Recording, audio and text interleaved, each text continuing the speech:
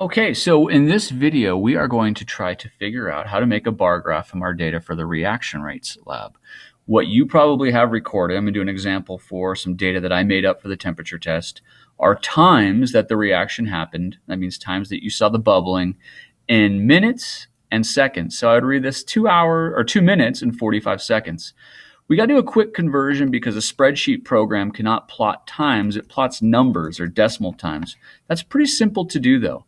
45 seconds, right? If there's 60 seconds in a minute, 45 is 3/4 of a minute. So all I'm going to do is take these seconds, right, that we see here, 30, in this case, 15 seconds over here. I'm going to divide them by 60 to turn it into minutes with decimals.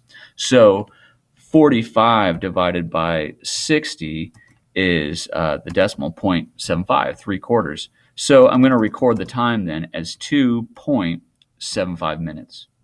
15 divided by 60 is a quarter, or 0.25. So this would be 1.25 minutes. 20 seconds, 20 divided by 60 is a third, or 0.33. So this would be 3.33 minutes. And of course, 30 seconds is half a minute. So this would be 2.5. These are the numbers I'm going to put into the spreadsheet. This is something that it can understand, numbers in terms of decimals rather than time. So I've got one set up here already, and I put those numbers in that I just put in here. This was for our first experiment. So I'm going to label the first column what it is. This is the material that we reacted with hydrochloric acid. We tested chalk and we tested magnesium. We tested it with cold hydrochloric acid, and these were the times that we noticed the bubbling, or the time that it took the reaction to complete.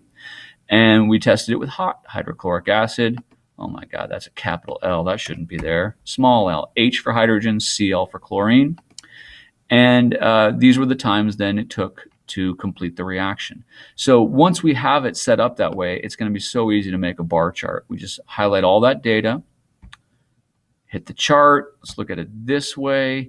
And there it is. I'm going to go ahead and hit insert. And the first thing I'm going to do is not just trust that it's plotted everything according, it did what I want. So this is times. And if I take a look at just the chalk, cold should take 3 1/3 minutes. Well, here's the legend. Blue is cold, 3 1/3. So it's plotting what I intended it to plot. Hot should take 2.5 minutes. Here's the hot bar. That's 2.5 minutes. So it is, in fact, plotting what I want. The last thing we need to do then, of course, is to add those labels, which are super important in understanding a graph. And we do that with Advanced Edit. So we'll go ahead here. Chart title, super important for this one because it's not obvious without a title. I'm going to just call it the effects of temperature on reaction rates. All right, update that one. We're going to plot the horizontal, and we'll title this material reacted with HCl. And we're also want to plot the vertical. And the vertical was time, to complete reaction. And we want units on that. The numbers that we did were minutes. All right, that's pretty much it. We'll hit update. And you're going to do that then. That's one example of the temperature test, what it could look like. You're going to make 2 more then, bar graphs, 3 in total. One for the effects of particle size, one for the effects of concentration of that acid. And of course, I'll be walking around should you need some help.